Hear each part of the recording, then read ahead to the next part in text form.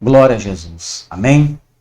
Então, amados, vamos iniciar o nosso alimento, né? Vamos cear com a palavra de Cristo, com a graça.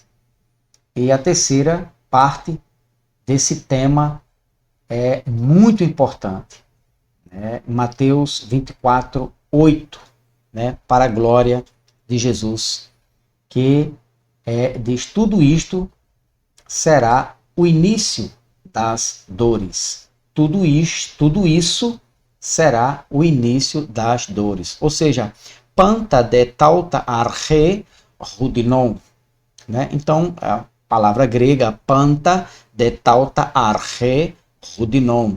Então, tudo isto será o início das dores. Então, no estudo passado, eu disse que iria destacar dois termos, duas palavras no grego, e o que ela representa, qual o esclarecimento que ela pode nos dar, né, a respeito do princípio de dores. Muito bem.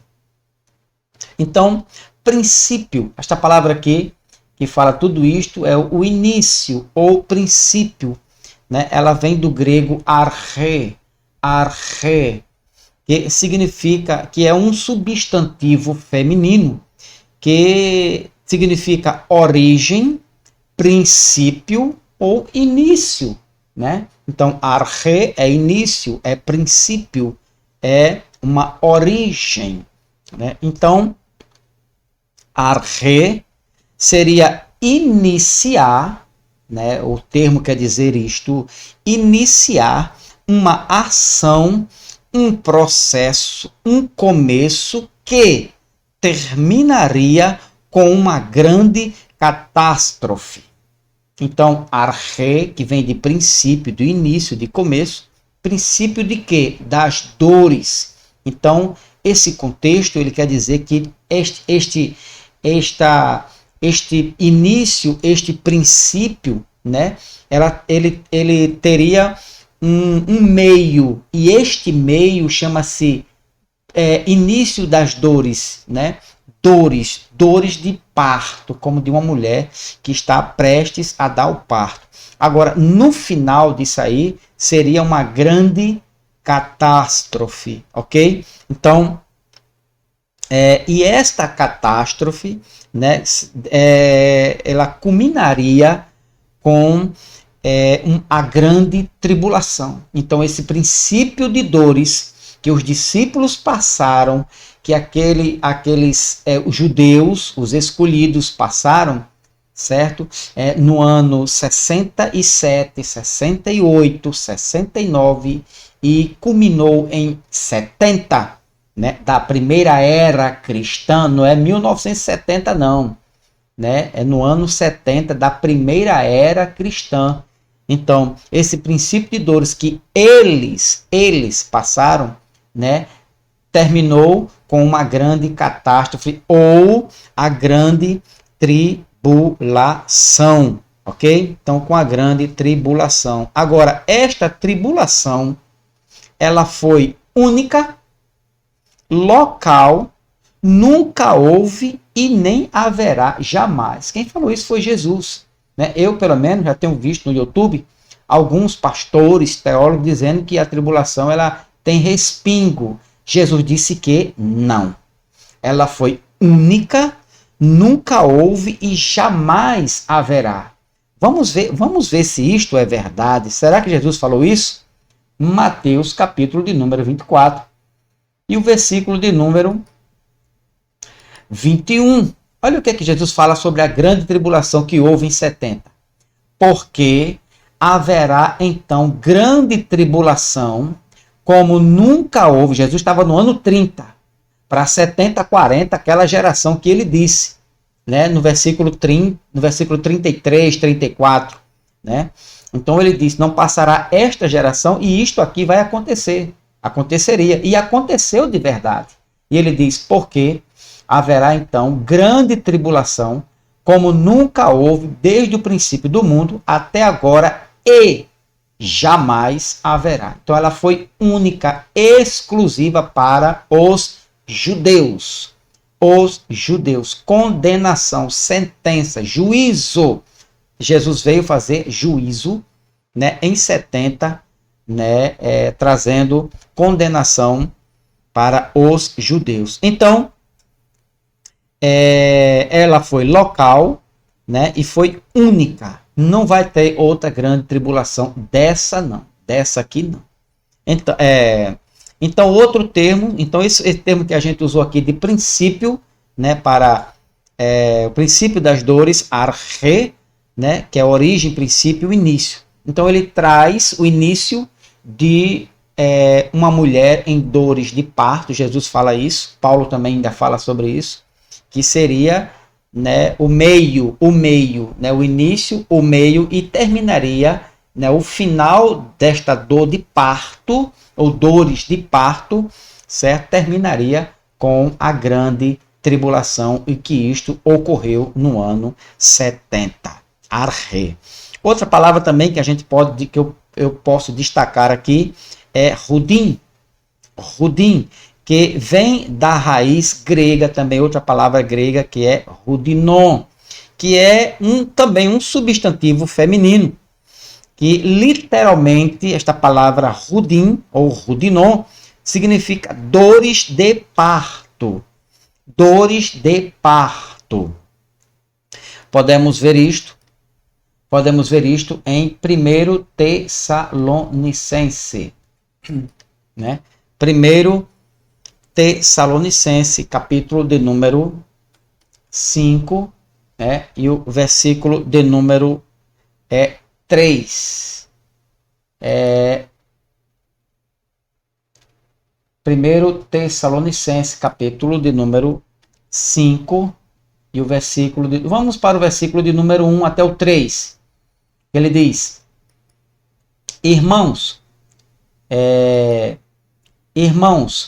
quanto aos tempos e épocas, lembra? No estudo passado eu falei sobre isso. Não precisamos escrever-lhes. Paulo está falando para esta igreja, para estes irmãos, para os seus contemporâneos. Geneá, é aquela geração. Pois vocês mesmos sabem perfeitamente que o dia do Senhor virá como um ladrão. Ele não vem para presentear, vem para destruir. Lembra de Mateus capítulo 10, versículo 10? O diabo, o inimigo, o ladrão, né, ele vem senão para roubar, matar e destruir. Só vem para isso. Então, Paulo disse que o diabo, disse que o ladrão, né, o dia do Senhor virá como um ladrão, né? O dia do Senhor virá como ao comparativo, como ladrão à noite. O Senhor virá como ladrão, ok? O 3, olha o 3 que ele diz. Quando disserem paz e segurança, então de repente a destruição virá sobre eles que estiverem vivos. E 70, como dores à mulher grávida, dores de parto, lembra? Dores de parto, e de modo nenhum escaparão. Então, este primeiro Tessalonicense, né, ele foi a escrita dele mais ou menos no ano 50 e 52 para 70, não dá 2000 anos. Não me diga que venha com essa de 2000 anos, não. Depois de 2000 anos, que não vai colar mais, né? Você ensina na escolinha dominical, mas quem está aprendendo aqui, né, pela graça, revelação da graça revelada, vai se ligar mais na escolinha dominical, tá certo? Então, a escrita do 1 Tessalonicense foi mais ou menos no ano 50 e 52, esta carta, ok?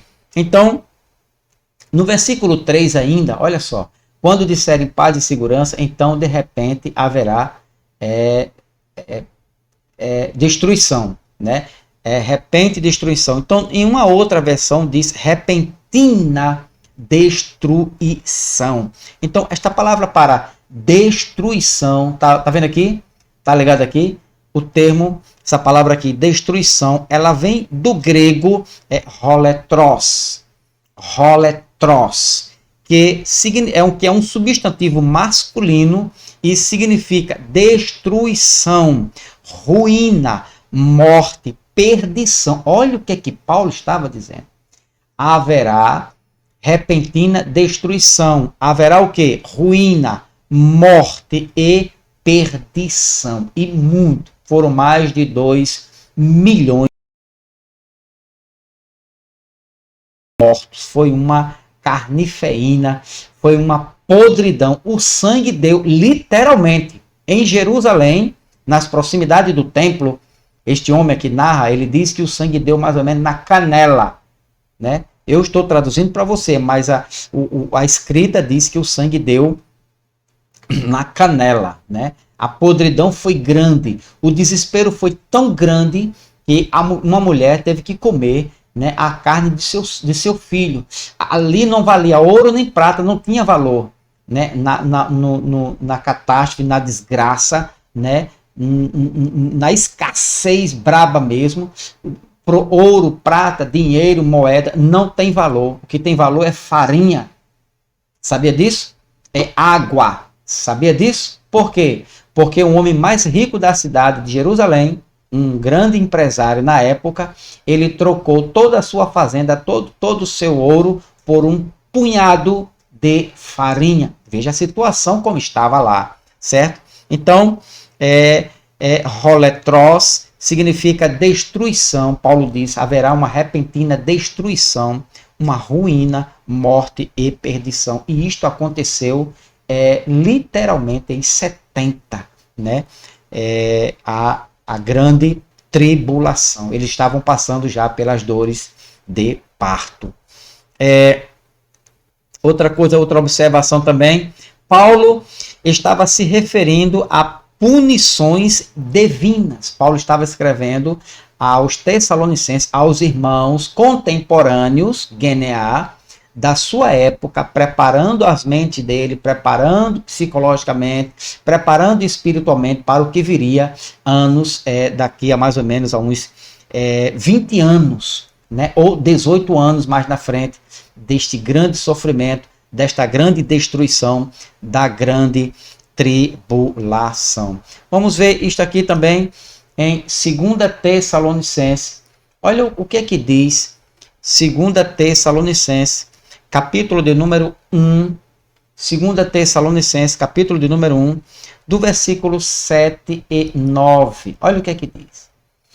E dar alívio a vocês que estão sendo atribulados. Olha que maravilha, olha que coisa. E dar alívio a vocês que estão sendo atribulados, e a nós também. E isso acontecerá quando o Senhor Jesus for revelado lá do céu com seus anjos poderosos em meio a chamas flamejantes. Ou seja, Paulo diz que vai trazer alívio a eles, à igreja deles, aos irmãos dele, aos contemporâneos dele. Quando? Quando Jesus se manifestou em 70, trouxe alívios para ele, para a sua alma, né?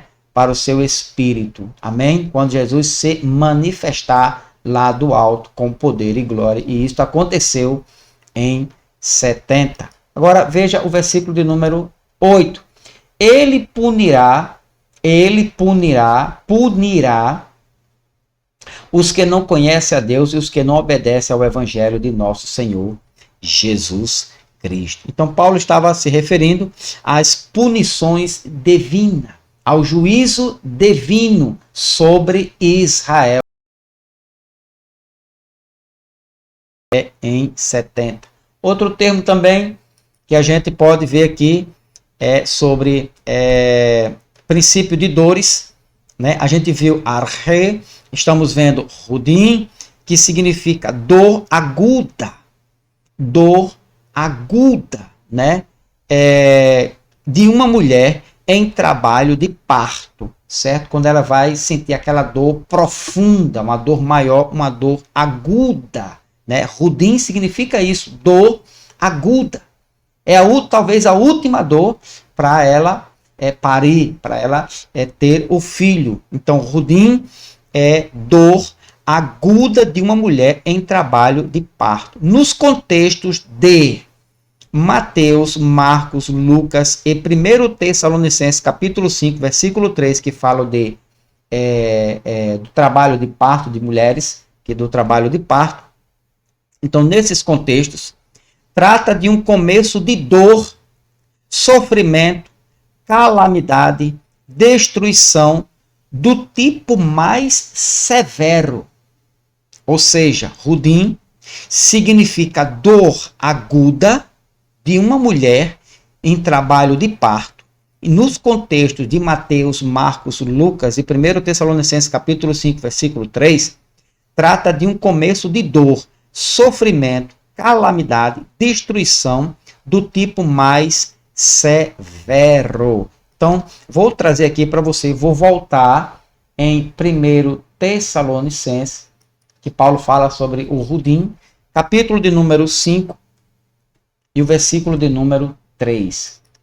Paulo diz aqui, quando disserem paz e segurança, então, de repente, há destruição, certo? Sofrimento, calamidade, né? A dor mais severa que eles já experimentaram na invasão do exército romano e seus aliados no ano 68, 69 e o ápice em 70, ok? Mateus capítulo 28, estou já concluindo, né? Mateus capítulo de número 28, Mateus capítulo 28 e versículo de número Mateus 28.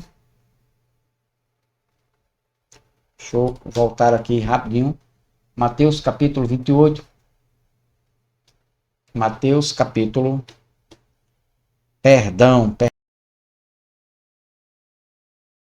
Versículo 8, pastor. Pronto. Mateus capítulo 24, versículo 8. Tudo isso será o início das dores. O início das dores. Rudim. Rudim. Arre-Rudim. Arre-Rudim. Início de dores. Então, esse dor, sofrimento, calamidade, destruição do tipo mais severo, que a gente viu em 1 Tessalonicenses 3, 1 Tessalonicenses capítulo 5, versículo 3, Mateus 24, 8, seria o pior. Eles estavam anunciando dores de parto. Jesus estava anunciando, Paulo estava anunciando, Pedro e Tiago estavam anunciando que o pior estava por vir. O pior estava por vir. Veja que eles estavam no ano mais ou menos 50, 52. Ano 60, 64, né? Lucas, Mateus, Tiago, Pedro, mais ou menos se aproximando de 70. E eles estavam anunciando para eles lá, para aquela geração, para o tempo dele, para os contemporâneos deles, para a igreja da época de Pedro, de Paulo, de Tiago e de João, de que a grande tribulação estava se aproximando e eles estavam anunciando as dores de parto. Que eles fossem firmes, fossem fiéis até a morte. Né? Por quê? Porque o seu Redentor, porque Jesus Cristo, o seu Senhor, o autor da vida, a consumação da fé, né? Aquele que venceu a morte, aquele que venceu o inferno, né? Ele estaria voltando para levá-los para a sua glória, para o seu reino eterno. Então, tudo isso seria o início das dores. Por quê? Porque o pior estava por vir. Então, vamos ver aqui agora o pior. Versículo de número, Mateus 24, versículo de número 21. Olha o pior. Porque haverá então grande tribulação. Eles estavam saindo das dores de parto e estavam entrando na grande tribulação, como nunca houve para eles. Isso foi Jesus que falou. Não é o pastor Van que está falando, não é seu irmão que está falando aqui. Né? Eu não estou falando uma heresia, eu estou apenas citando, né, e repetindo as palavras de Jesus. porque haverá então grande tribulação, como nunca houve desde o princípio do mundo até agora, até o momento de Jesus, nem jamais haverá. Então eles passaram pelos princípios das dores, princípio de dores, certo? Enfrentaram a grande tribulação, mas também eles viram a vinda de Jesus, a glória de Jesus, o retorno de Jesus, a manifestação do Filho do Homem, né? E eles ali foram arrebatados para morar com o seu Senhor para todo sempre. E a nossa esperança, pastor, a nossa esperança não é um arrebatamento. A nossa esperança é aquilo que Paulo disse, né? Em 2 Coríntios. Olha o que é que Paulo... Já tem um estudo sobre isso. 2 Coríntios, capítulo de número... 2 Coríntios, capítulo de número 5. Essa é a nossa esperança. A esperança da igreja hoje. Depois de 70 é isso aqui.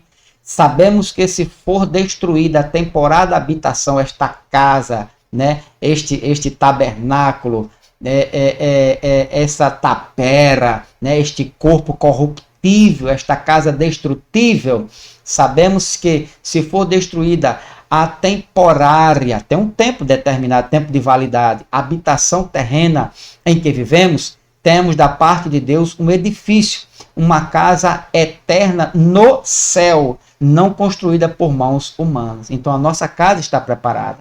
Fechou os olhos aqui, eles experimentaram uma transformação do arrebatamento. Nós não, nós vamos experimentar a morte. Vamos ter que passar pela morte.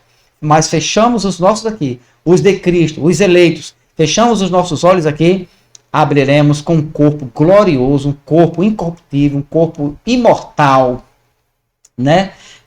Um corpo igual ao dos anjos, eternamente. Não iremos mais voltar para este mundo. Não há ressurreição deste mundo, né? Então, iremos ter este corpo aqui, um edifício, Paulo chama, que é um corpo glorioso, um corpo espiritual. Vai haver um revestimento, né? Olha só, no versículo de número 4, ele diz: pois enquanto estamos nesta casa, neste tabernáculo, neste corpo corruptível mortal, gememos e nos angustiamos, porque não queremos ser despidos, não queremos apenas morrer, mas revestidos da nossa habitação. Isso... Arrebatamento. Se você vai ter um corpo revestido, incorruptível, você vai arrebatar, vai voltar para este corpo para ser transformado, se você é transformado após a morte. Quem disse isso foi Paulo. Eu sou o herege. Paulo não. Eu sou o herege. Pois enquanto estamos nesta casa, gememos e nos angustiamos, porque não queremos ser despidos, mas revestidos da nossa habitação celestial, para que aquilo que é mortal, este corpo que você está me vendo, tocava, este corpo que você toca, aquilo que é mortal, seja absorvido pela vida, seja revestido pela vida. Amém? Então, Jesus veio, nos transportou à igreja. A igreja passou pela grande tribulação, pelos princípios das dores, certo? E hoje nós estamos esperando, né, a nossa partida. Quando ele nos chamar, iremos encontrar com ele no seu reino eterno, para a glória de Deus. Então, o pior, se gostou, dá um like, alimento espiritual, amém? Os religiosos e os meninos, eles ficam de conversa daqui, conversa dali, mas não aprendem, porque os seus entendimentos foram endurecidos para que não, né, pudessem ser iluminados. Mas os que são iluminados, que são de Cristo, entenderão facilmente, né, a escatologia, né, bíblica de Paulo, né, que foi revelado aos gentios e aos judeus que se converteram realmente a Cristo. Só uma deixa aqui para você. No próximo estudo, eu vou falar o seguinte sobre isto. Presta atenção. No próximo estudo, o mundo já acabou. Você toma um espanto, né, não? A igreja, a religião evangélica diz, não, isto aqui acabou? Negativo. Olha só, isto aqui não acabou ainda. Deixa eu voltar, deixa eu passar aqui para você ver. Mateus 24, 3. Olha só. E qual será, aqui no finalzinho, e qual será o sinal da tua vinda e do fim dos tempos? Mas deixa eu mudar aqui. Deixa eu mudar aqui. E do fim, Mateus, só um momentinho, só com a tua paciência, rapidinho. Mateus 24, 3. Pronto, essa versão aqui é uma benção. É a versão que... Olha só. E estando assentado no Monte das Oliveiras, chegaram-se a ele os seus discípulos e em particular dizendo, dize-nos quando serão estas coisas e que sinal haverá da tua vinda, lembra, sinal o templo, e do fim do mundo, fim do mundo. Então a igreja, a religião evangélica pegou este fim do mundo, a vinda de Jesus e o fim do mundo e lançou para 2000 e tarará. 2000 e tarará é uma expressão que eu uso aqui, que a gente usa aqui no Nordeste, que quer dizer que é muitos anos, que nunca vai ter fim, é um ano que não acaba. Então, 2020 já passou, 2021, 2022, 2023, 2024, não chega. Lembra?